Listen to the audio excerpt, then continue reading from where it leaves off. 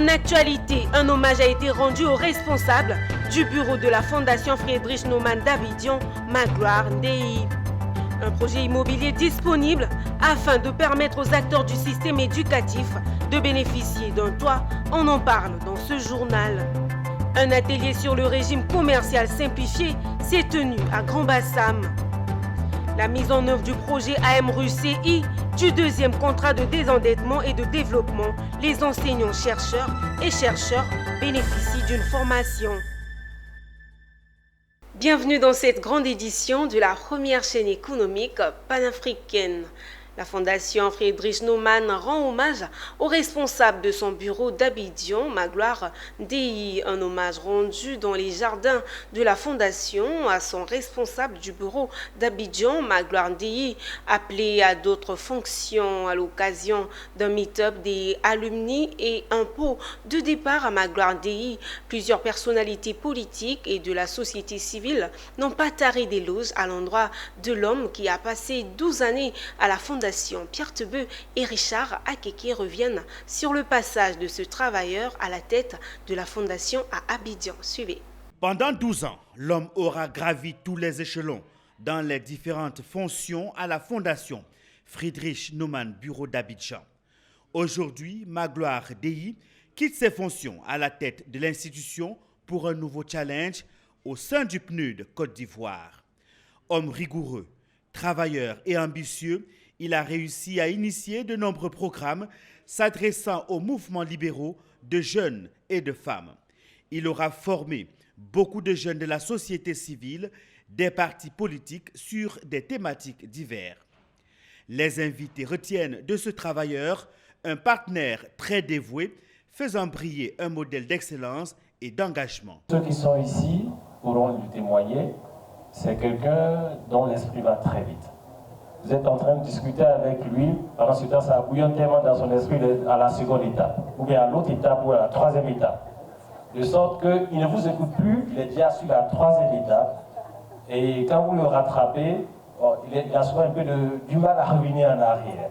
Je veux également parler de ton esprit d'ouverture et de tout le travail pour la promotion du libéralisme et de la Fondation. Je peux citer quelques programmes. Parce qu'à chaque étape de ton évolution, nous avons eu à travailler ensemble sur la communication politique, sur les valeurs du libéralisme, sur les idéaux du libéralisme. Nous avons fait ce parcours ensemble. La tête dans les nuages, il part fier d'avoir accompli sa mission, un héritage dont il en garde un grand souvenir. Et j'ai eu cette chance d'avoir assumé des responsabilités pour faire avancer les droits de l'homme, pour faire avancer l'entrepreneuriat, pour faire avancer l'éducation politique. Mais la deuxième chose que je retiens, on peut servir son pays à tous les postes. Nous devons assumer notre responsabilité parce que ce pays est en phase de transition. Et c'est nous qui allons diriger la Côte d'Ivoire de demain. Cette soirée a été une occasion de célébrer non seulement les réalisations de Magloire, mais aussi celles de Blandine. Souhaitons-les plein succès dans leurs nouvelles aventures. En actualité également, le syndicat national des enseignants du primaire public de Côte d'Ivoire, SNEP-PCI, a un projet immobilier afin de permettre aux acteurs du système éducatif de bénéficier d'un toit. Une visite du site situé dans la commune de Bingerville a permis aux premiers souscripteurs de s'acquérir de l'état d'avancement des travaux. Walter Kofi et Didier Guédé. La journée a débuté au siège du syndicat national des enseignants du primaire public de Côte d'Ivoire, SNEPSI, à Abidjan, dans la commune de Yopougon. Après des échanges, les membres de l'organisation se sont rendus à quelques encablures de la capitale. C'est ici, dans la cité de Bingerville, Mbato-Boaké, que ces acteurs de l'éducation pourront bientôt élire domicile. Après une visite de terrain, ils ont reçu leur lettre d'attribution de leur nouveau domicile, des maisons issues du projet immobilier du SNEPSI. Le SNEPSI, c'est le syndicat national de l'enseignement primaire public de Côte d'Ivoire. Aujourd'hui, donc, était un grand jour pour notre organisation syndicale.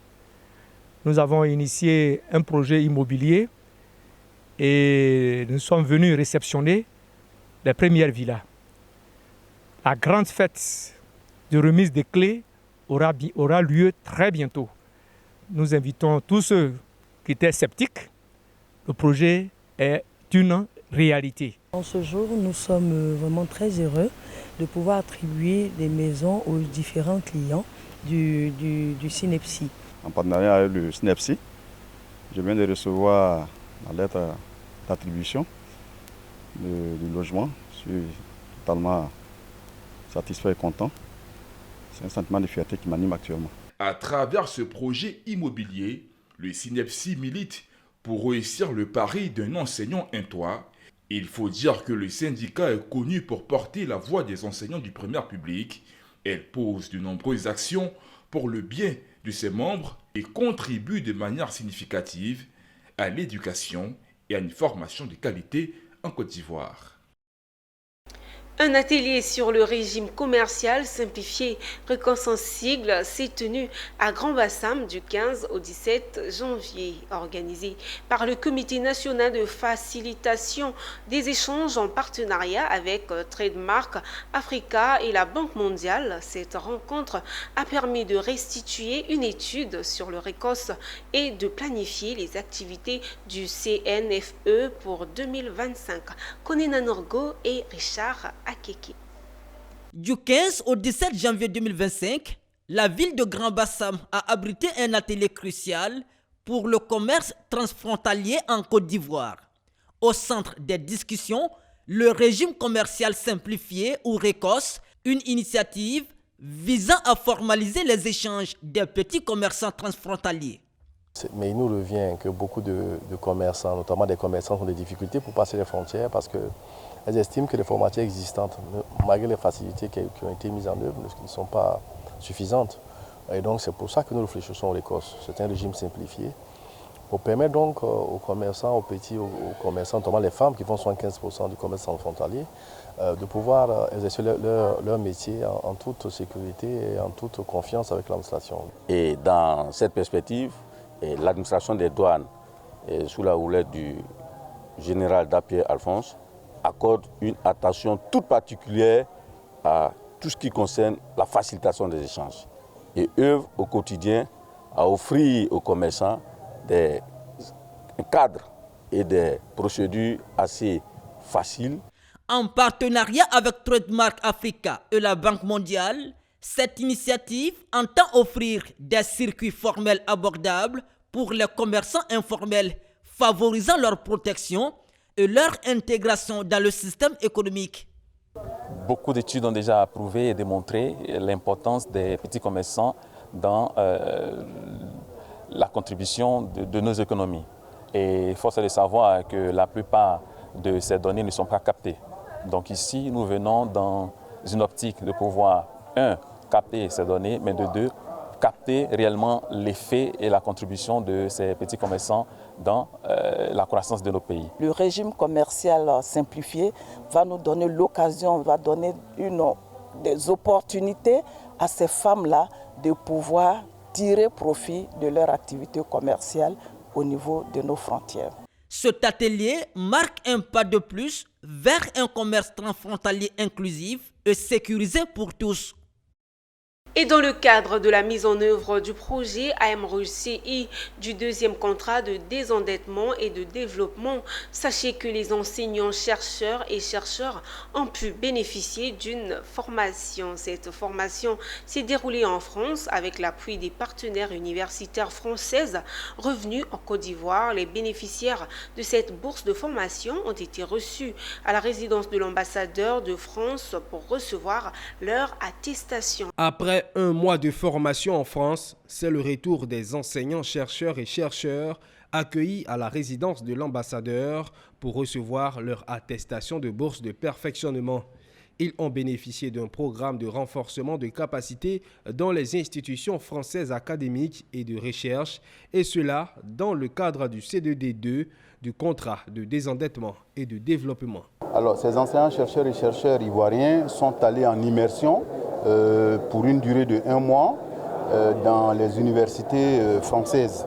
Dans le cadre du CDD 1 et 2, nous avons bénéficié, pour ce segment-là en tout cas, d'un financement de 4 milliards de francs CFA qui ont permis de financer jusqu'à 63 bourses de doctorat, 47 bourses de master, 141 bourses de perfectionnement des enseignants, chercheurs et chercheurs, entre autres, parce qu'il y a eu d'autres choses qui ont été financées avec ces 4 milliards, bien entendu. Donc là, nous avons eu un certain nombre de stagiaires dans des grandes écoles ivoiriennes. Vous avez noté cette année que l'INPHB est la deuxième université technique en Afrique, c'est remarquable.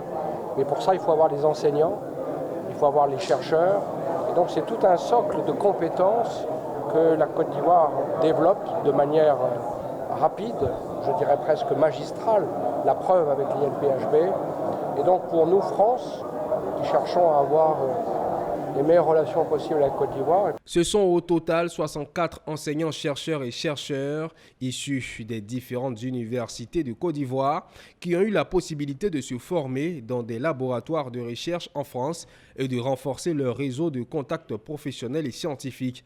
Selon Adama Diawara, le 3e CDD pourrait enregistrer plus de bénéficiaires en vue d'impacter considérablement l'environnement académique et de recherche.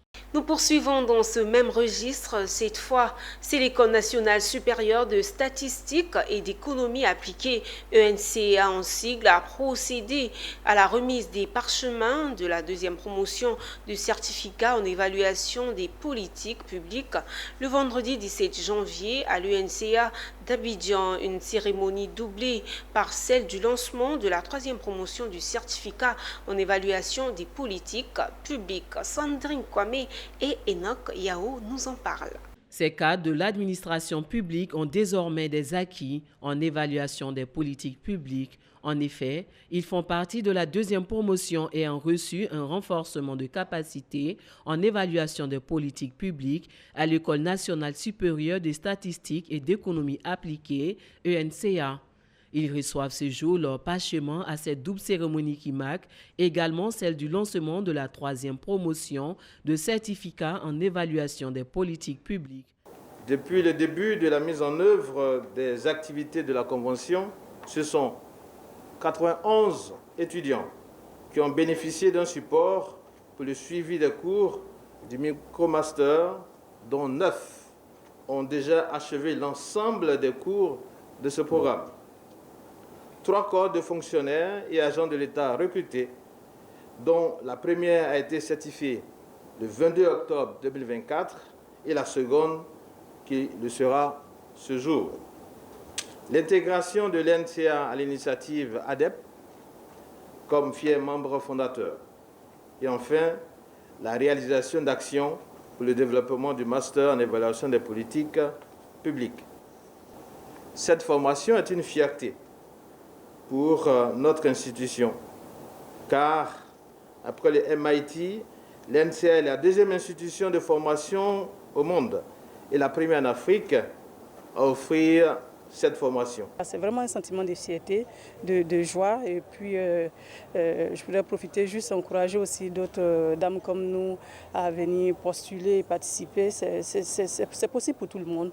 La ministre de l'Économie, du Plan et du Développement, Niale Kaba, présente à la cérémonie, a tenu à féliciter la deuxième promotion et à adresser des encouragements à celle de la troisième promotion. Ce programme vise à doter notre administration publique en ressources humaines de qualité et compétences dans le domaine de l'évaluation des politiques publiques.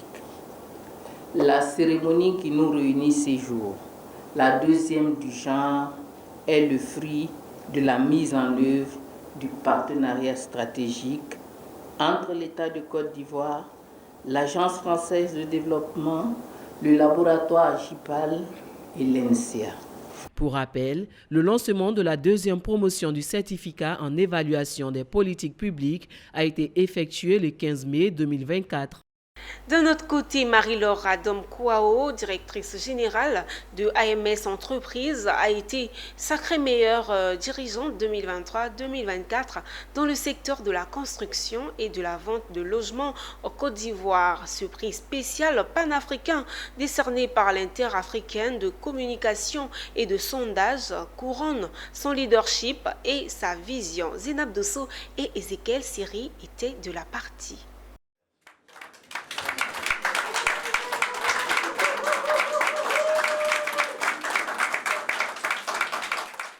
Marie-Laure Adam Kwao marque l'histoire en devenant l'une des rares femmes à s'imposer comme figure de proue dans le secteur de l'immobilier en Côte d'Ivoire.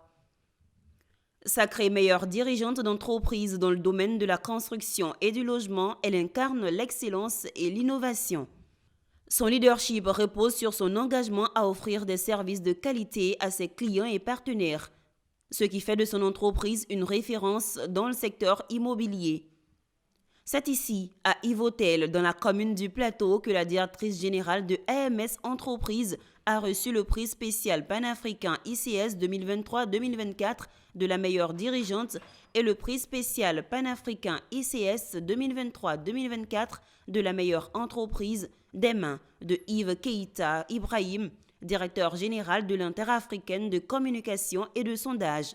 Ce moment riche en émotions vient couronner des années de travail acharné et d'engagement au service de la construction des cités modernes pour le bien-être des Ivoiriens. Adam Multiservice Entreprise a été créé en décembre 2012, donc ça nous fait 12 années d'existence et on compte en notre sein à peu près une trentaine de salariés. Notre premier gros challenge, c'est la construction de 351 villas jumelées 2 à 2 dans la zone d'Anyama et Bimpe, à 3 km du stade olympique. Et une cité entièrement bitumée, viabilisée et où en ce moment même des personnes y vivent. Pour des promoteurs qui viennent de rentrer dans l'immobilier, c'est vraiment un baptême de feu. Et nous avons réussi ce challenge. Et quoi de plus si ce n'est que dire merci. Parents, amis et collaborateurs ont répondu présents pour célébrer cet exploit. Yves Keita Ibrahim, directeur général de l'ICS, a salué le parcours remarquable de la lauréate. Ici avait montré qu'aujourd'hui l'immobilier en Côte d'Ivoire, il y a un boom. Mais nous l'avions distingué par son mérite et par son dynamisme. Et le courage en tant que femme dans ce secteur qui est beaucoup gangréné. Depuis 2003, l'Interafricaine de communication et de sondage s'est donnée pour mission de valoriser le mérite des acteurs clés de la politique, de la culture, du sport, de l'économie et bien d'autres secteurs à travers toute l'Afrique.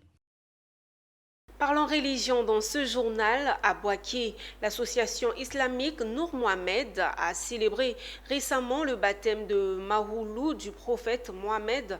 À cette occasion, ses membres ont prié pour la paix, la cohésion et la sécurité dans toute la région de Bouaké. Notre reporter Emmanuel Bonzo a participé à ce moment de prière et de recueillement suivant son reportage. La contribution de l'islam dans la sécurisation du pays a été le centre d'intérêt de ce moment de prière. Chaque intervenant a insisté sur les idéaux de paix et de fraternité que véhicule l'islam. Initiatrice de cette activité, l'association islamique Nour Mohamed apporte ainsi sa contribution à la culture d'un climat social apaisé, surtout en cette année électorale dans le pays. Ces genres d'occasions dans la société, lorsqu'on crée ces genres d'associations, ça tisse les liens de fraternité, et ça engendre plusieurs liens qui engendrent la tolérance entre vous, la solidarité, parce qu'aujourd'hui dans notre société, nous avons beaucoup de ça pour avancer dans le pays. Et c'est ce que le président Alassane Ouattara nous demande.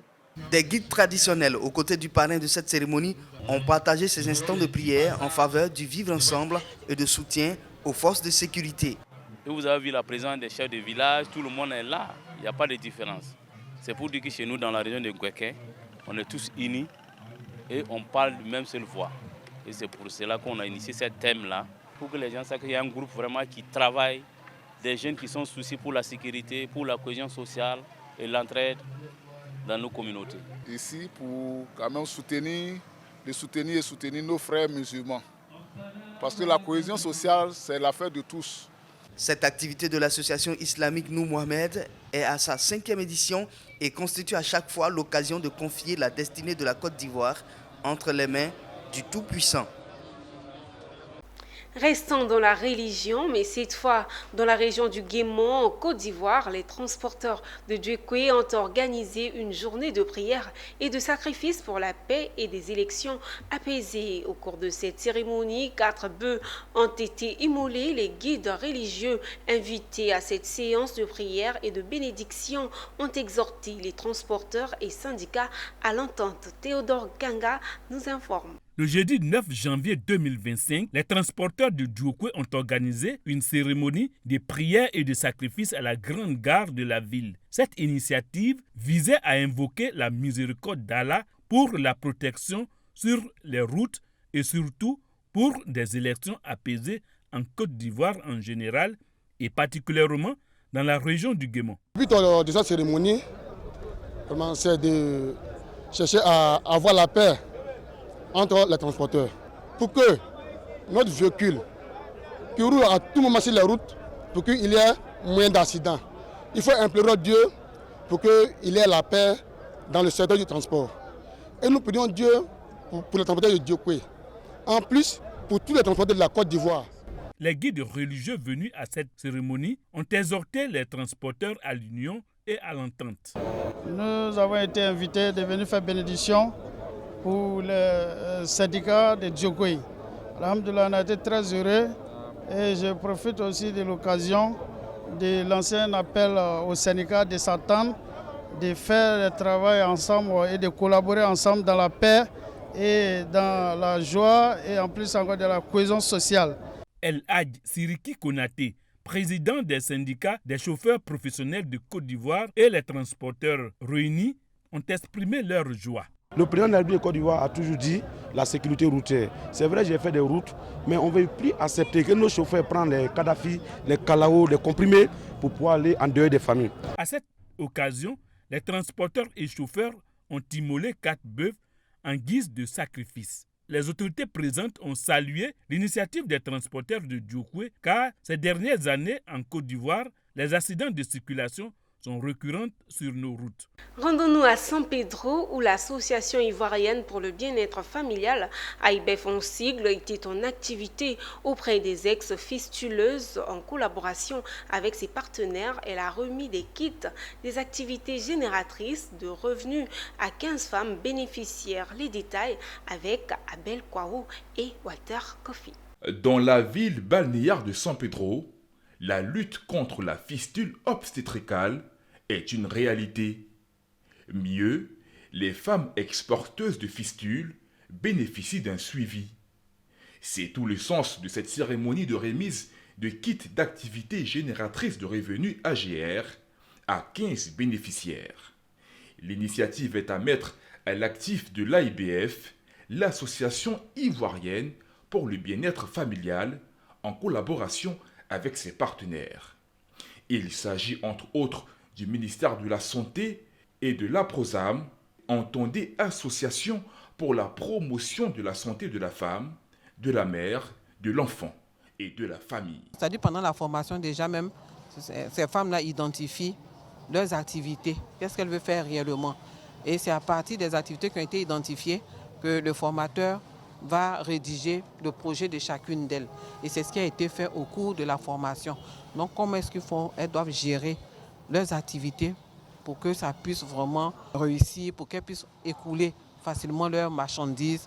Nous leur disons merci et nous disons aussi merci aussi à leur endroit par rapport à ces femmes qui permettent qu'elles puissent, après la réparation de ces fistules, qui permet qu'elles puissent se réintégrer dans la société. Parce que c'est des femmes, depuis qui étaient un peu rejetées de par leur maladie. Il est bon de souligner que cette remise de kits AGR aux femmes exporteuses de fistules obstétricales a été possible grâce à l'appui technique du Fonds des Nations Unies pour la population et du financement de l'Agence de coopération internationale coréenne, KOICA. Au Bénin, les besoins de financement pour 2025 sont estimés à 1 200 milliards de francs CFA, 1,9 milliard de dollars, dont 610 milliards de francs CFA par émission de dette à moyen et long terme et 545 milliards de francs CFA levés sur le marché financier régional via des bons et obligations du Trésor. Le Bénin a réussi à lever 1 milliard de dollars grâce à 2 opérations simultanées sur les marchés internationaux. internationaux, ce qui en fait le premier pays africain à émettre de la dette souveraine cette année. La première opération a consisté en une émission obligatoire de 500 millions de dollars à 16 ans, soit 3 ans de plus que la précédente entrée du pays sur le marché en février 2024, où il avait levé 750 millions de dollars.